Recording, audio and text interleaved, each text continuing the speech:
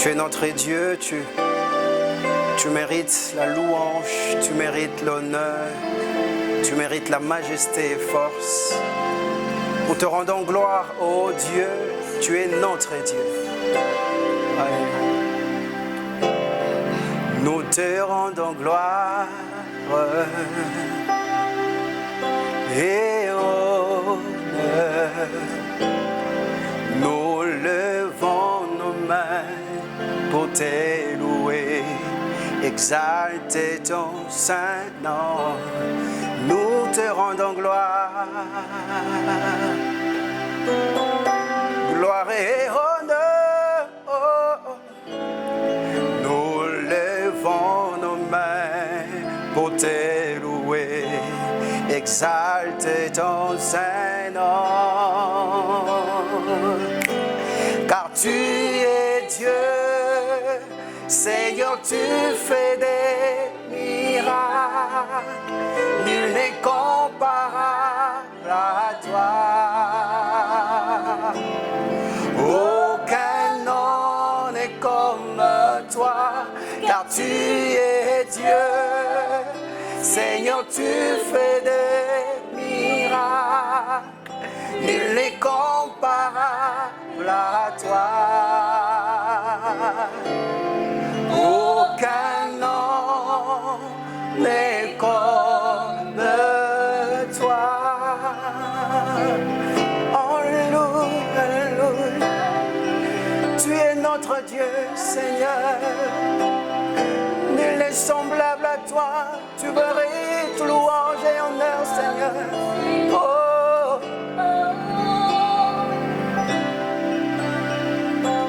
Iso topesi okebo kamatape lokumu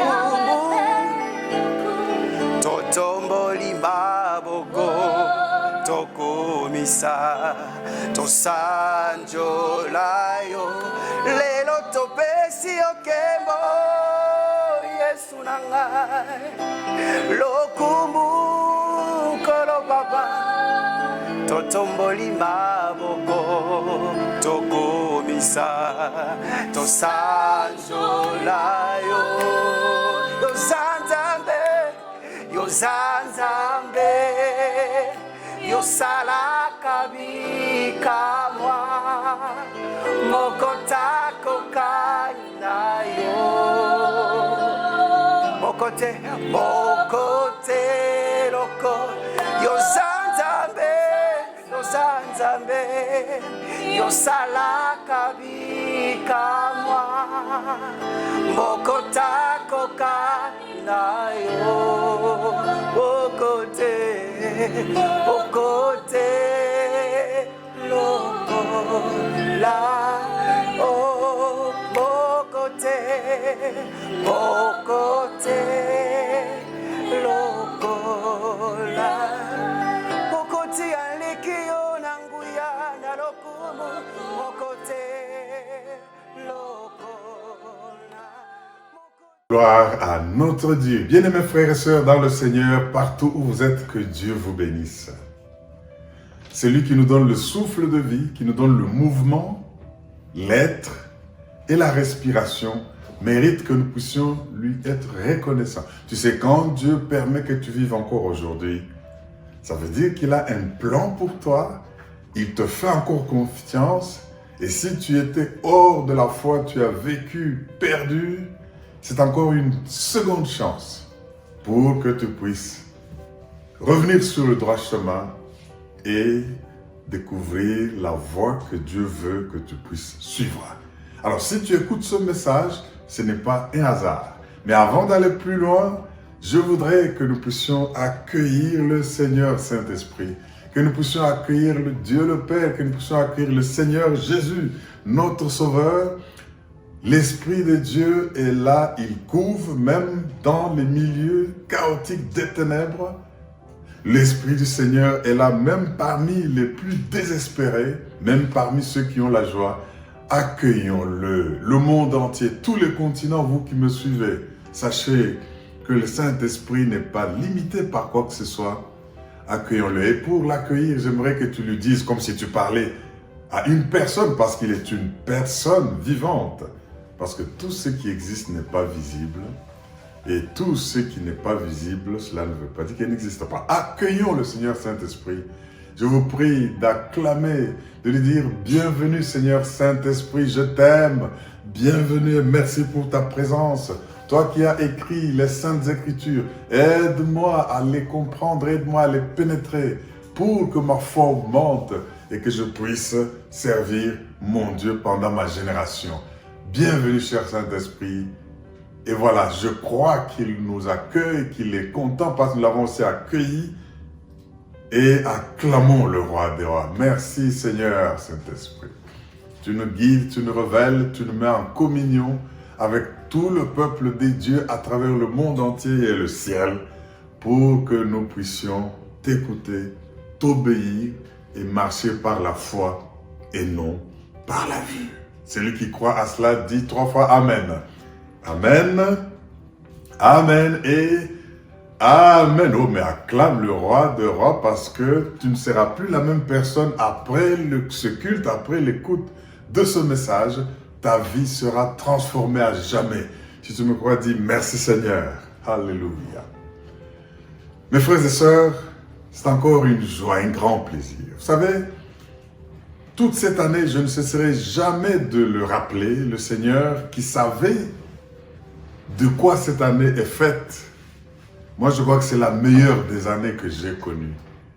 Parce que c'est l'année où, d'un clic de la main, Dieu peut bouleverser le monde entier. C'est une année qui bouleverse l'humanité tout entière. Alors c'est une année spéciale et je bénis le Seigneur pour tout ce qui arrive. 2020, c'est le début d'une décennie.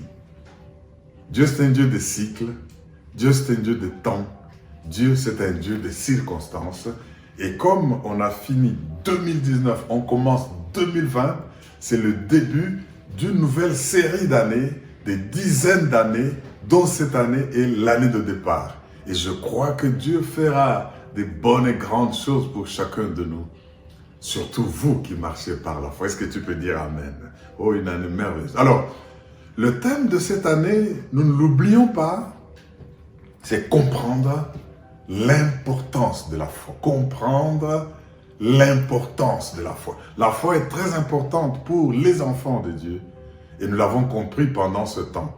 Et vous voyez que même confinés, nous ne pouvons pas être en contact physiquement. Nous ne pouvons pas nous retrouver réunis dans nos églises comme avant. Mais le monde n'a pas pu nous empêcher d'être en communion. Et là, je bénis notre Dieu, je bénis le roi des rois. L'importance de la foi. Je bénis Dieu pour ce dimanche qui est le premier du mois de juillet. C'est une deuxième mi-temps de l'année. Vous savez, les matchs qui ont 2 mi-temps, tant que la deuxième mi-temps n'est pas terminée, peu importe le résultat du premier mi-temps. Donc, toi qui crois avoir passé un début d'année compliqué, ce n'est pas encore fini. Nous entrons dans un mois, le mois de juillet, deuxième mi-temps de l'année, et tant que l'arbitre qui est notre Seigneur Jésus-Christ n'a pas fait le sifflet final, tu peux te relever, tu peux retrouver ta santé, tu peux retrouver tes finances, tu peux être libéré de tes chaînes, et ta famille peut être restaurée, même ton foyer, même tes affaires. Mais écoute seulement le message que Dieu va te donner, tu verras que tu vas être déterminant pendant ce temps qui commence. Oh, je croyais que quelqu'un allait dire Amen. Amen. Alléluia. Alors, dans ce mois, le mois passé, nous avons vu que le Seigneur nous a enseigné sur le fait de marcher, non pas par la vue, mais par la foi. Marcher, avancer.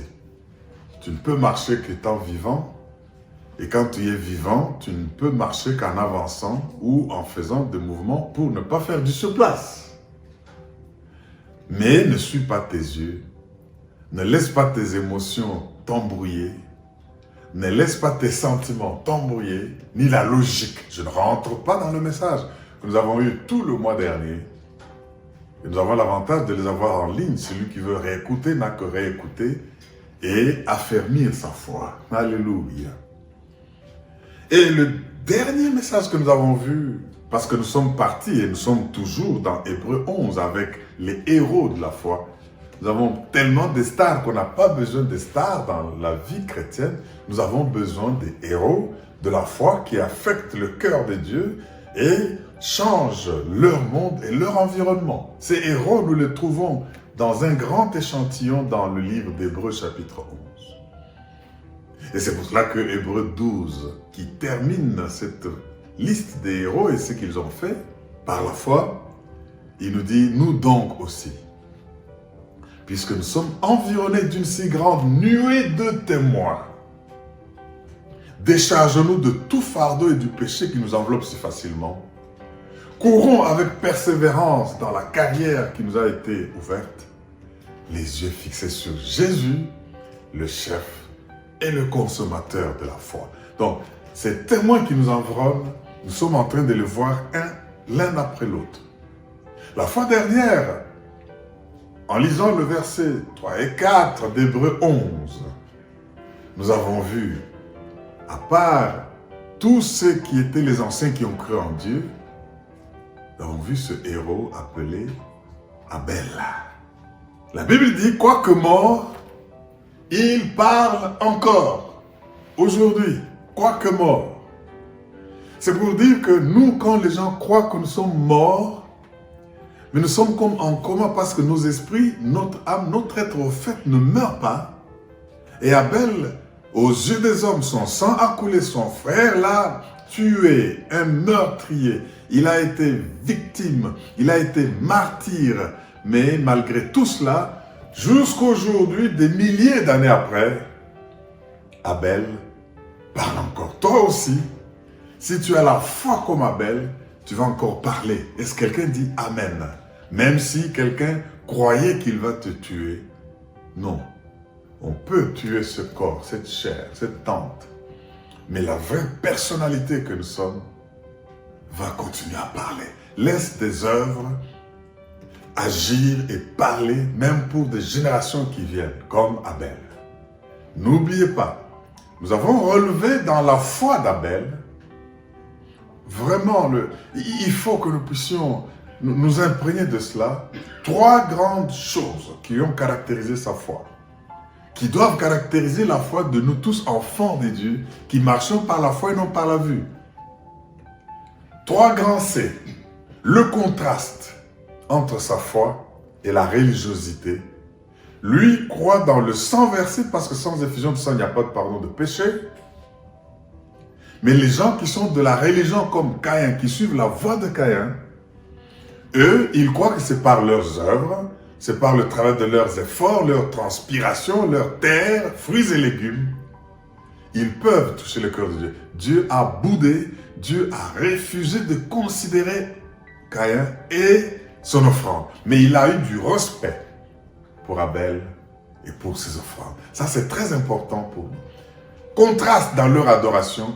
Ceux-ci le font par la foi et ils croient dans le sang de Jésus-Christ. Et ceux-là croient dans leurs efforts et ils ne considèrent pas le sang de Jésus. 2 religions dans le monde. Deuxième C, nous avons vu que non seulement il y a eu des différences de contraste dans leur foi, dans leur adoration, mais leur adoration a produit des conséquences. C'est comme conséquence. Quelles conséquences? Dieu a respecté Abel et son offrande l'a béni. Et Dieu n'a pas respecté Caïn et il n'a pas considéré son offrande, il l'a boudé. Et ça nous entraîne à un 3e C, le conflit. Le fait que vous avez une adoration que Dieu bénit va provoquer des conflits. On va vous tuer croyant servir Dieu. Ne l'oubliez pas, quand vous marcherez par la foi et non par la vue, il y aura différence, mais ne cherchez pas à plaire à tout le monde. Est-ce que quelqu'un peut dire Amen? Tant que Dieu est content, les autres peuvent être mécontents, ça ne me dit absolument rien du tout. Donc nous vivons dans un monde où ce que nous faisons fait contraste et différence, et cette différence doit exister absolument. Mais ce que nous faisons par la foi apporte des conséquences positives. Par Dieu qui nous bénit et qui nous considère, Mais cela entraîne des conflits qui peuvent même pousser les autres à nous faire du mal, jusqu'à vouloir nous tuer. Oh, je ne rentre pas. J'aime cette parole. Je peux en parler du matin au soir sans jamais me lasser si on m'arrête. Mais aujourd'hui, avec le mois qui a commencé, nous avons un autre thème. Mais c'est toujours dans l'importance de la foi. Quel est ce thème? Vous venez de voir, mes frères et sœurs, que la foi est importante. La foi, c'est par elle que nous devons marcher. C'est notre seule façon de vivre.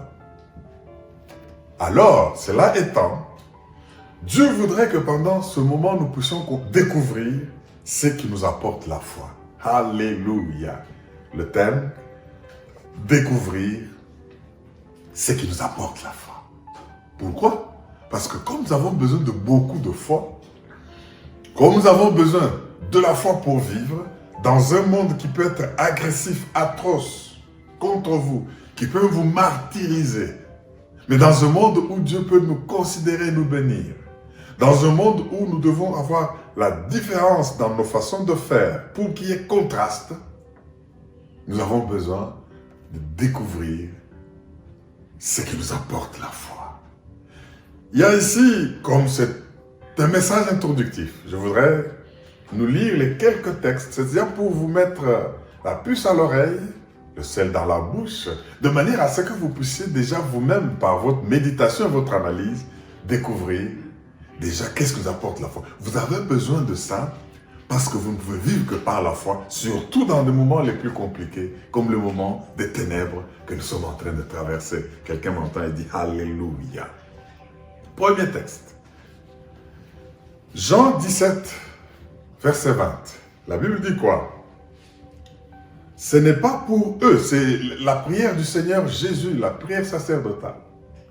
Ce n'est pas pour eux, il parle, eux là c'est les apôtres qu'il avait, les disciples qu'il laissait. Ce n'est pas pour eux seulement que je prie, mais encore pour ceux qui croiront en moi par leur parole. Donc il y a des gens, comme nous tous qui venons de croire, et beaucoup parmi nous, nous avons cru, pas parce que les apôtres de Jésus qui étaient là de la première génération nous ont prêché, mais parce que il y a des gens qui ont prêché l'évangile, qui ont parlé, et nous avons cru. Donc, ce n'est pas pour eux seulement que je prie, mais encore pour ceux qui vont avoir la foi, pour ceux qui croiront à moi, mais par leur parole. Donc, vous comprenez là quoi? La prédication, la parole de Dieu, prêcher, c'est pourquoi il est important que les gens prêchent la parole, comme nous le faisons. Il y a des gens qui vont se convertir par cette parole. Voilà ce qui peut nous apporter la foi, la prédication de la parole. Quand nous allons toujours dans Jean chapitre 20, verset 31, Jean 20, 31, la Bible dit « Mais ces choses ont été écrites afin que vous croyiez que Jésus, que vous croyiez que vous ayez la foi, que vous croyiez que Jésus est le Christ, le Fils de Dieu, et qu'en croyant, vous ayez la vie en son nom. » Et là, qu'est-ce qui nous apporte la foi? Les choses qui sont écrites nous apportent la foi. Les Écritures, il faut les méditer. Donc, nous devons écouter ceux qui prêchent, les envoyés de Dieu, les prédicateurs, les apôtres, les serviteurs, les prophètes, tous ceux qui prêchent de la part de Dieu. Ça produit la foi, parce que la parole qui sort produit la foi. Et méditer ces choses qui sont écrites dans les Saintes Écritures. Ne manquons pas de lire la Bible, ne manquons pas d'assister aux enseignements qui nous donnent des rémas à partir de ce logos, parce que c'est ça qui produit la foi. Oh mon Dieu, que Dieu soit loué. C'est pour cela que Paul écrit à Timothée, écoutez 2 Timothée 3,15. Qu'est-ce que Paul dit à Timothée? Nous sommes en train de voir, découvrir tout ce mois durant, tous ces... On ne dit pas ce qui nous apporte la foi, tout ce qui nous apporte la foi. Parce que nous avons besoin de la foi. 2 Timothée 3,15. Paul écrit à Timothée, qu'est-ce qu'il lui dit? Verset 15 du chapitre 3. Dès ton enfance. Oh mes frères et sœurs, j'aime ce qui se passe à l'Écodyme. Quand je vois comment, oh Écodyme, je vous lance déjà une salutation. Je vous suis tous les jours et je vois comment les monitrices insistent pour qu'on retienne la parole de Dieu. Elles nous font répéter, elles nous font prier comme pour des enfants. Ça porte la foi. Écoutez ce qu'on dit à Timothée. C'est comme tous ceux de nos enfants qui passent à l'Ecodim sont en train de le faire. Est-ce qu'Ecodim Logos, vous pouvez dire gloire à Dieu, gloire au Seigneur. Alléluia. 2 Timothée 3,15. Dès ton enfance, dès ton école de dimanche, tu connais les saintes écritures qui peuvent te rendre sage à salut par la foi en Jésus-Christ. Est-ce que vous comprenez le lien? Dès ton enfance, tu connais les saintes écritures. Et ces saintes écritures peuvent te rendre sage à salut. Pourquoi? Parce que ça produit la foi en Jésus-Christ. Oh, mes frères et sœurs, ceci est très important que nous puissions comprendre tout ce qui nous apporte la foi. Acte 8, 12. Acte 8, 12, la Bible dit ceci. Ça, c'est maintenant les apôtres qui mettent en application les disciples, les envoyer, les disperser de la persécution. Mais quand ils eurent cru à Philippe, on peut croire en un serviteur de Dieu, sans nécessairement commencer à le suivre comme si c'est par lui qu'on était sauvé. Mais pourquoi? Quand ils eurent cru à Philippe qui leur a annoncé la bonne nouvelle du royaume de Dieu et du nom de Jésus-Christ, hommes et femmes se firent baptiser. Ils ont cru en qui? En Philippe. Donc, nous devons aussi savoir que parmi tous ceux qui nous apportent la foi, il y a des hommes de Dieu. Je ne parle pas des faux hommes de Dieu. Je parle des hommes de Dieu, des envoyés de Dieu, les gens qui craignent le Seigneur et qui propagent sa parole comme Philippe et qui poussent les gens à se faire baptiser au nom du Seigneur Jésus. Je n'oublie pas de parler de Romains 10, 14 à 17. Qu'est-ce qu'il nous dit? Comment donc invoqueront-ils celui en qui ils n'ont pas cru? Et comment croiront-ils à celui dont ils n'ont pas entendu parler? Il faut qu'on parle pour qu'ils croient, pour qu'ils aient la foi. Et comment en entendent-ils parler s'il n'y a personne qui prêche? Et comment y aura-t-il des prédicateurs s'ils ne sont pas envoyés, selon qu'il est écrit qu'ils sont beaux? Sur les montagnes, les pieds de ceux qui annoncent la paix, de ceux qui annoncent les bonnes nouvelles, de bonnes nouvelles. Mais tous n'ont pas obéi à la bonne nouvelle. Aussi Ésaïe dit-il, je dis en verset 16, « Seigneur, qui a cru à notre prédication? Ainsi, la foi vient de ce qu'on entend. Et ce qu'on entend vient de la parole de Christ. » Est-ce que quelqu'un peut dire Alléluia? Voilà, cela étant, je crois que j'ai donné, c'est juste pour nous montrer, et quand vous allez analyser ces différents passages que nous allons étudier pendant tout ce temps, vous allez découvrir, et nous en avons besoin, tout ce qui nous apporte la foi. Moi, j'ai besoin d'une grande foi. Nous avons vu que le Saint-Esprit, le mois avant, est celui qui nous donne. La foi était le don du Saint-Esprit. Donc le Saint-Esprit nous apporte la foi. Parce que c'est le don du Saint-Esprit. Et alors, si je comprends que le Saint-Esprit donne la foi, nous avons vu que ce n'est pas une foi ordinaire comme la foi juste de se convertir. C'est vrai qu'elle est, au départ, le fait de se convertir à l'écoute de la parole pour croire en Jésus-Christ. Mais maintenant, quand vous marchez dans la foi, par la foi et non par la vue, vous avez besoin, dans certaines circonstances, d'avoir une foi exceptionnelle. Le Seigneur a dit qu'il y a la grande foi. Il dit, oh, mais cette femme, je n'ai jamais vu en Israël une si grande foi. Ça veut dire qu'il y a de petites foi, qu'il y a des grandes foi. Il y a les foi qui étonnent Jésus. Dis seulement une parole, Seigneur, et mon fils, ma fille sera guérie. Tu n'as pas besoin de venir à la maison comme ce centenier. Jésus regarde. Oh mon Dieu, je n'ai jamais vu. Il faut que vous soyez à mesure d'étonner Jésus pour que quand il voit comment vous croyez ce que vous faites par la foi, il dise, je n'ai jamais vu. Cela est possible encore aujourd'hui. Quelqu'un m'entend pour dire Amen. Vous savez, j'aime ce que Charles Spurgeon, c'est un ancien serviteur de Dieu anglais. Il a dit ceci. La petite foi va amener ton âme au ciel. Mais la grande foi va amener le ciel dans ton âme. Oh mon Dieu, quelle affirmation. J'en fais mienne. La petite foi va amener ton âme au ciel. Quand tu vas mourir, si tu as cru, tu iras au ciel. Mais en vivant sur cette terre, si tu as une grande foi, comme don du Saint-Esprit, cette foi va amener le ciel dans ton cœur. Et quand cela se passe, tu fais beaucoup de miracles et de signes. Bien-aimés, si nous marchons par la foi et non par la vue, nous devons être des hommes qui aimons les miracles. Amen. Parce que si des choses ne se font que de manière ordinaire, comme les scientifiques peuvent l'établir, comme notre expérience peut l'établir, quelle est la différence avec les inconvertis? Quelle est la différence entre Caïn et Abel?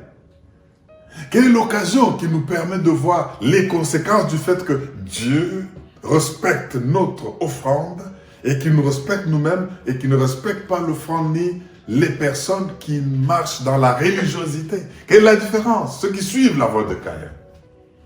Attends-toi au miracle, attends-toi au surnaturel et tu verras que ta foi peut t'amener de la terre au ciel si elle est petite quand tu meurs, mais ta foi, si elle est grande, elle peut amener le ciel en toi, sur la terre, et tu vas impacter ton environnement. Quelqu'un peut-il dire Amen?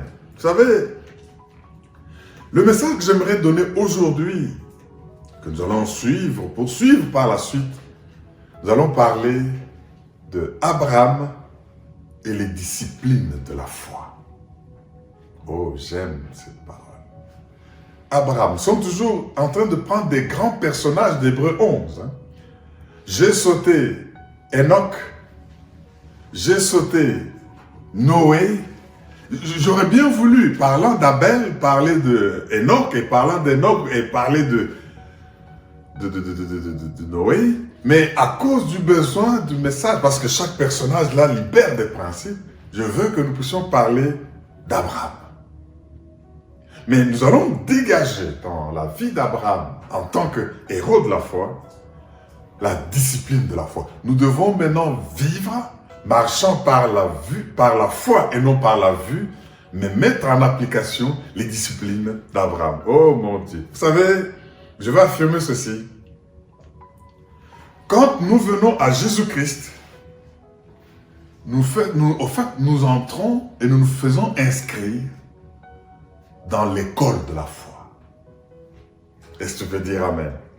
Je reprends. Quand tu te donnes à Jésus, tu donnes ta vie au Seigneur Jésus-Christ, au fait, tu t'es fait inscrire dans une école que nous appelons l'école de la foi.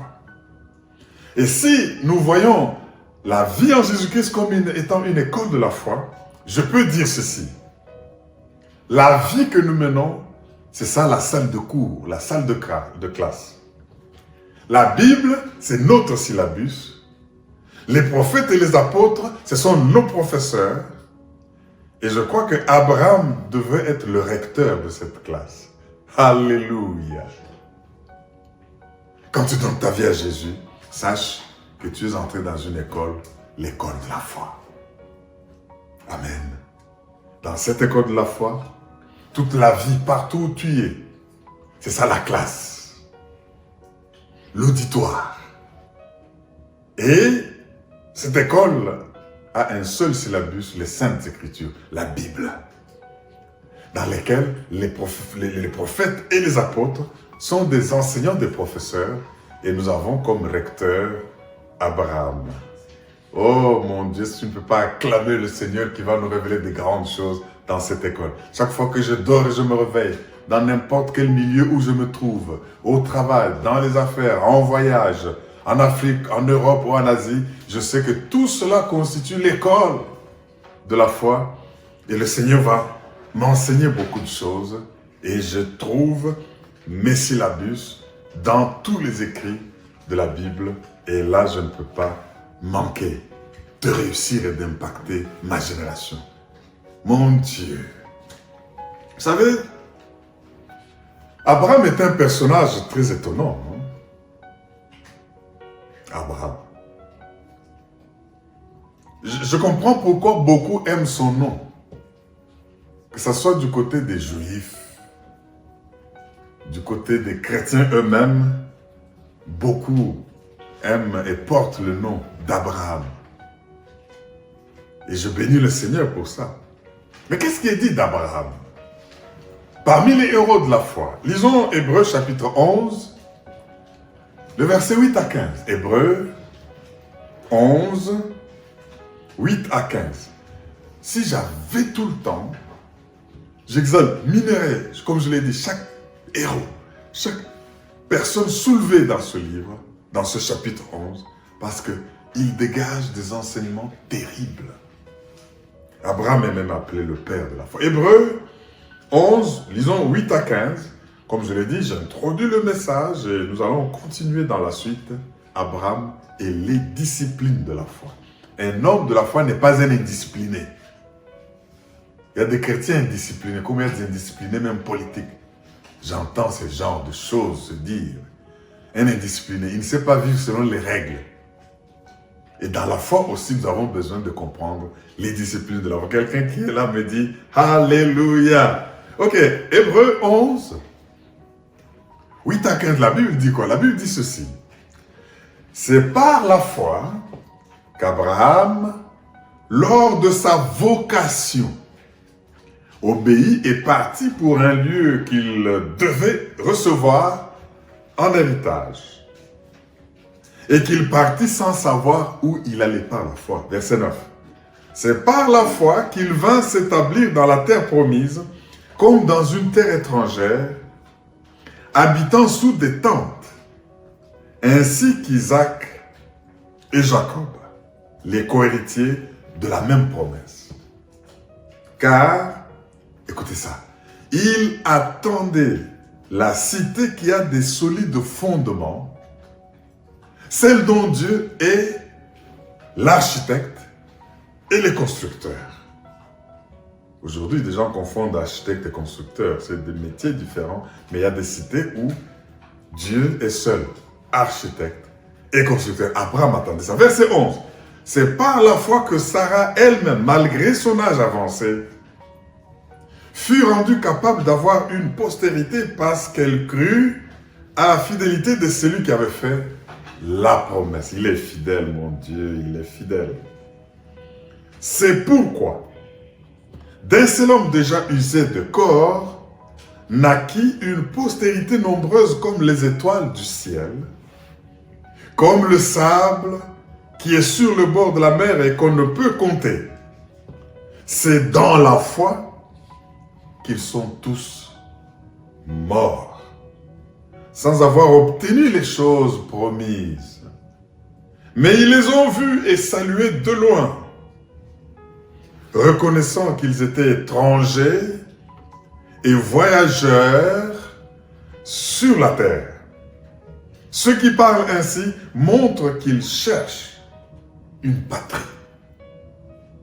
S'ils avaient eu en vue celle d'où ils étaient sortis, ils auraient eu le temps d'y retourner. S'ils avaient eu en vue, si Abraham avait eu en vue, ou en Chaldée, d'où il était sorti quand on l'appelait, il aurait eu envie d'y retourner, mais n'a pas eu envie d'y retourner parce que dans son esprit, il voyait une cité. Il savait qu'il était pèlerin, il était passager, mais il y a une cité dont l'Éternel, notre Dieu, est à la fois architecte et constructeur. Est-ce qu'on ne peut pas acclamer la parole de Dieu? Alléluia! Acclame, acclame, acclame, acclame au nom puissant de Jésus-Christ. Je ne parlerai jamais assez de l'importance de la foi.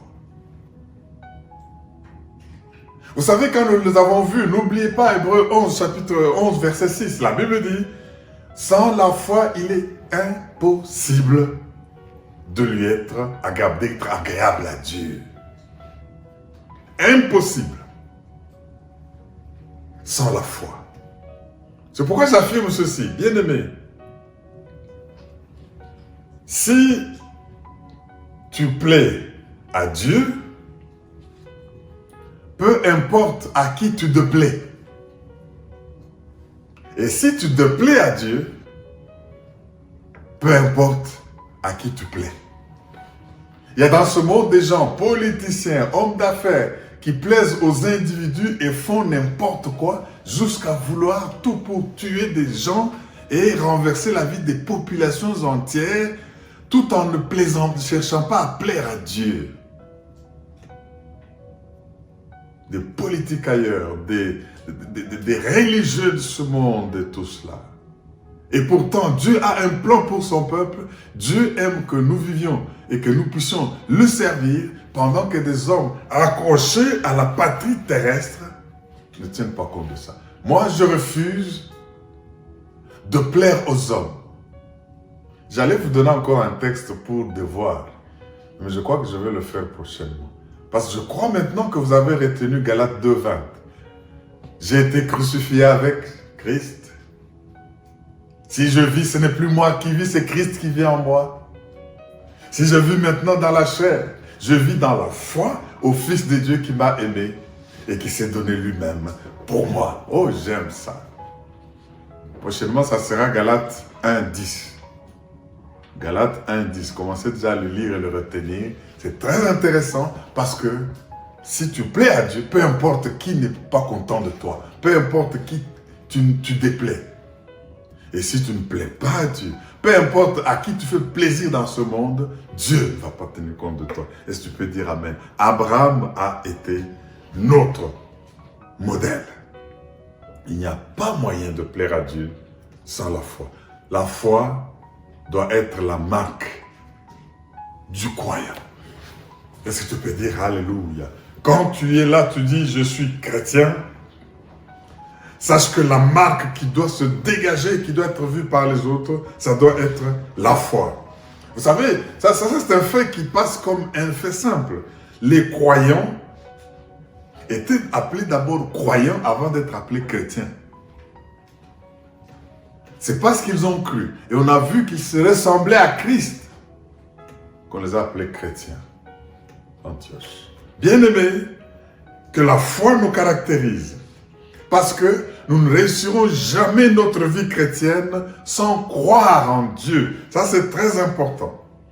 Comme je le disais, nous le savons, Abraham était un païen, un adorateur d'idoles et à qui Dieu a parlé. Et cela s'est passé plus de 2000 ans avant Jésus-Christ. Et quand Dieu l'a appelé, il avait 75 ans d'âge. Et il a été inscrit dans cette école de la foi. Oh, j'aime. Demande à ceux qui sont autour de toi. S'ils n'ont jamais donné leur vie à Jésus-Christ, demande-leur qu'il n'y a pas de frais d'inscription dans cette école de la foi. Le seul frais d'inscription, c'est accepter Jésus comme Seigneur et Sauveur et vouloir marcher conformément à ses instructions. Vous aurez la vie comme salle de classe. Vous aurez la Bible comme texte, livre de texte ou syllabus. Et vous aurez tous les apôtres et prophètes qui vont vous parler, vous augmenter la foi. Et Abraham va nous enseigner aujourd'hui la discipline de cette école. Oh, j'aime le roi des rois. Il avait 75 ans, disais-je, quand il a été inscrit dans l'école de la foi. J'affirme ceci. Nous ne sommes jamais mauvais, ou si vieux, pour commencer à marcher avec Dieu. Il était adorateur d'idoles. Il était issu des familles qu'on peut appeler où la malédiction des dieux pesait, comme beaucoup parmi nous à travers le monde. Il était âgé, 75 ans, et je sais que beaucoup de ceux qui m'entendent n'ont pas encore atteint cet âge-là. Mais un principe se dégage ici, avec Dieu. On n'est jamais si mauvais ou si vieux pour marcher avec lui. Donc, donne ta vie à Jésus-Christ. Alors, qu'est-ce qu'Abraham a fait? Il a emballé ses bagages, il a emballé ses valises. Il a quitté sa terre, il a quitté sa famille, où il connaissait les gens et où il vivait, pour aller quelque part où il ne connaissait personne et ne savait même pas qu'est-ce qui va se passer là-bas. Il a tout abandonné. Il ne savait pas où il allait. Il ne savait pas combien de temps le voyage va durer. Et puis il ne savait pas à quel moment exactement il va y arriver. Eh bien, il a tout laissé, mais parce qu'il a entendu Dieu. Et il l'a suivi. Il est parti. Il a quitté la terre qu'il connaissait. Il a quitté ce qui lui était familier pour aller vers ce qui ne lui était pas familier. J'affirme ceci. Si tu marches par la foi, quitte le familier, quitte l'habituel, va vers l'inhabituel et tu vas expérimenter le spirituel. Est-ce que tu peux dire Alléluia? Un homme de foi quitte le familier, l'habituel, se lance vers l'inhabituel et il expérimente le surnaturel. Ça doit te caractériser. Et si tu m'entendais, tu pouvais dire Alléluia. Et Abraham et Sarah, sa femme, son neveu Lot, l'accompagné avec lui, étaient étrangers, étaient passagers et pèlerins vers la terre de Canaan. La Bible dit, ils allaient vers une terre qui allait devenir leur héritage. Abraham n'était pas un fugitif qui a fui la maison parce qu'il ne savait pas où dormir. Abraham ne cherchait pas où aller dormir. Ce n'était pas un vagabond. Abraham ne cherchait pas de maison où habiter parce qu'il vivait dans des maisons. Mais il était un pèlerin à la direction d'une habitation. Il a quitté la maison habituelle vers une résidence inhabituelle que Dieu lui a promise. Mes frères et sœurs, je sais qu'après cette introduction, je voudrais que chacun de nous puisse savoir qu'il y a dans la vie de la foi, comme nous allons examiner avec Abraham, les principes qui donnent de la puissance à notre foi. Nous allons les trouver ici. Je vais parler de 3 grands principes qui boostent et qui donnent la force à notre foi, mais que nous tirons de ce héros de la foi que nous appelons Abraham, le père de tous les croyants. C'est pour cela que j'ai dit que cet enseignement que nous allons avoir parle de Abraham et les disciplines de la foi, parce que la vie est une école de la foi quand nous nous donnons à Jésus-Christ. Est-ce que tu peux dire Alléluia? Des grands principes, ne soyez pas distraits.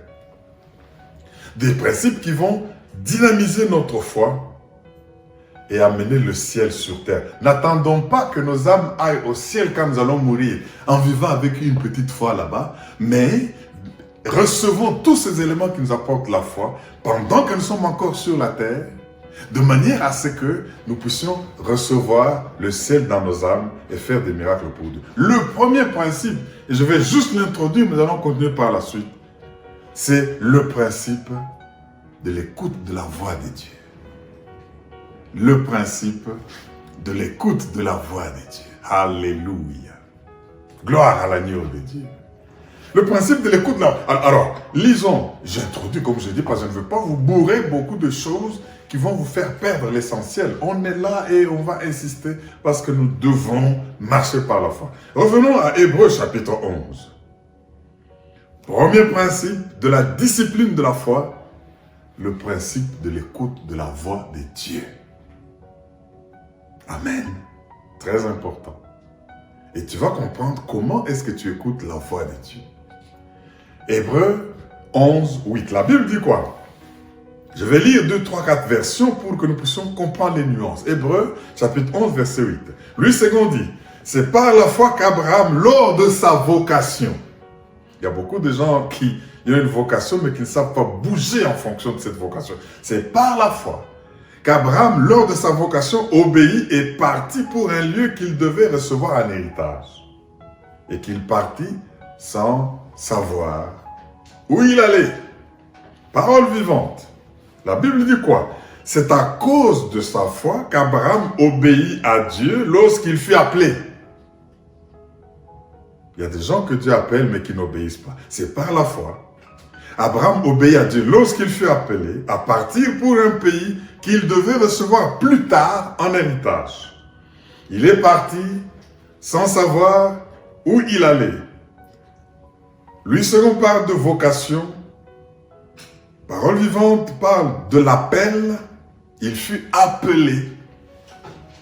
Et je laisse passer d'autres textes. Nous allons bien les approfondir par la suite. Je voudrais, mes frères et sœurs, que vous compreniez que le principe de l'écoute de la voix de Dieu, c'est un principe important qui a agi pour qu'Abraham se lève et aille dans la terre où Dieu l'appelait. Et quand il est arrivé dans cette terre où Dieu l'appelait, sans savoir où, la durée, quel type de peuple il va trouver dedans, quoi faire, comment ça... Eh bien, il a seulement écouté. Il faut que nous puissions savoir écouter la parole de Dieu. C'est pourquoi Romains 10, 17 nous dit, la foi vient de ce qu'on entend. Et ce qu'on entend vient de la parole de Dieu. Comment écoutes-tu la parole de Dieu? L'appel d'Abraham, si vous allez dans Hébreux 12, vous allez remarquer comment Dieu est venu à Abraham, lui est apparu, lui a parlé. Hébreux 12, 1 à 3 dit quoi? L'Éternel dit à Abraham, va-t'en de ton pays. Genèse 12, 1 à 3. Va-t'en de ton pays, de ta patrie et de la maison de ton père, dans le pays que je te montrerai. Je ferai de toi une grande nation et je te bénirai. Je rendrai ton nom grand et tu seras une source de bénédiction. Je bénirai ceux qui te béniront et je maudirai ceux qui te maudiront et toutes les familles de la terre seront bénies en toi. Voilà comment Dieu lui a parlé et qu'est-ce qu'il lui a dit. Mes frères et sœurs, nous lisons là la racine de la foi d'Abraham, la parole qu'il a entendue de Dieu, et il s'est accroché à cette parole. Même sans savoir c'est où, c'est comment, ça va durer combien de temps, il est parti en laissant la terre, la patrie, où il vivait, où il connaissait des gens, mais en allant vers l'inconnu. J'insiste, en disant, un homme de foi doit être prêt à quitter le familier, doit être à quitter le naturel, doit être prêt à quitter l'habituel pour se lancer dans l'inhabituel et voir se manifester le surnaturel. Vous savez, j'aurais eu le temps de comparer Genèse 12 que nous venons de lire à Genèse 11 qui vient juste avant. Dans Genèse 11, on nous parle des hommes qui ont fait la tour de Babel. Cela disait, faisons-nous un nom. Mais quand Dieu apparaît à Abraham, il dit, je rendrai ton nom grand. Je rendrai ton nom grand. Les hommes dans ce monde veulent se faire des noms, alors que les hommes de foi devraient laisser Dieu leur faire un nom. Et vous voyez que le nom d'Abraham que Dieu a rendu grand est connu aujourd'hui, mais le nom de tous ceux qui ont fait la tour de Babel, personne ne le connaît. Il y a des gens qui tuent les autres. Il y a des gens qui détournent des deniers publics. Il y a des gens qui achètent des choses sans savoir à quoi ça va les servir, juste parce qu'ils veulent se faire un nom. Oh mon Dieu, laisse Dieu te faire un nom. Ne dis pas, nous allons. Nous faisons des recherches pour nous faire un nom. Nous faisons ceci pour réduire la population de la terre. Nous découvrons des vaccins pour réduire les noirs et les... Non, vous n'allez pas avoir un nom. Et même si vous faites un nom aujourd'hui, après que vous mouriez, nul ne vous connaîtra encore. Les gens ici qui ont fait une grande tour, avec une grande ingéniosité, avec des grandes idées, avec des grands plans, avec toutes les techniques possibles, on ne les connaît pas. Mais c'est lui qui a marché par la foi et non par la vue, dans la discipline de la foi, qui a cru dans la parole de Dieu, eh bien, celui-là, Dieu a fait son nom grand, c'est un nom aimé de tous. C'est pour cela, mes frères et sœurs, je ne voudrais pas abuser de votre temps. Sois prêt à te dire, je dois, ô cher Saint-Esprit, reconnaître la voix du Seigneur. Je voudrais ne pas marcher dans l'hésitation ou commencer à soupçonner qu'est-ce que Dieu peut vouloir ici. Est-ce que c'est sa volonté, ce n'est pas sa volonté? Non. Marche dans la volonté de Dieu et tu verras que Dieu va imposer ton nom, que Dieu t'impose partout où tu es. Il a imposé à Abraham malgré tous ceux qui ne l'aimaient pas. Et Dieu aujourd'hui veut t'imposer. Est-ce que tu peux dire Alléluia? Je déclare que Dieu t'impose. Dans la société, avant, pendant et après le Covid, Dieu va t'imposer. Sois prêt à être sensible à l'écoute de la voix de Dieu parce que ta foi va grandir et le ciel va descendre sur toi. Celui qui le croit dit Amen. Lève-toi et acclame le Seigneur, le roi des rois, le Dieu puissant, le Dieu qui nous aime et le Dieu qui veut nous révéler tout ce qui nous apporte la foi. Et vous verrez que votre vie ne sera plus la même. Cherchez à plaire à Dieu et peu importe qui vous ne plaisez pas parce que vous plaisez à Dieu et vous verrez la victoire. Tu es malade, Dieu te guérit. C'est pour cela qu'il faut prendre la communion, la Sainte Seine, comme nous venons de l'expérimenter, avec foi, le sang qui l'avait purifié. Tu as des problèmes où tu ne comprends rien, crois et l'Esprit de Dieu va te parler, il va te révéler des choses, par des visions, des songes, par beaucoup de moyens.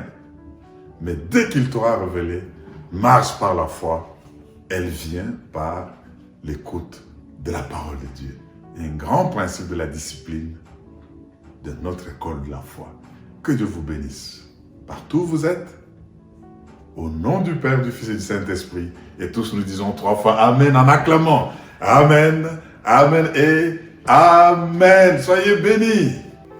Pour suivre l'équipe de ministère chrétien Logos Rema, abonnez-vous à notre chaîne YouTube Logos Rema OSL TV et à notre page Facebook Logos Rema OSL.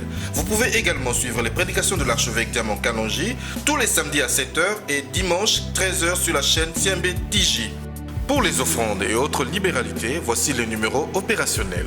M-Pesa 081 087 27 87, Airtel Money 09 98 33 31 27, Orange Money 089 21 27 00. Vous pouvez également effectuer les transferts bancaires à notre compte Equity Bank qui s'affiche au bas de votre écran.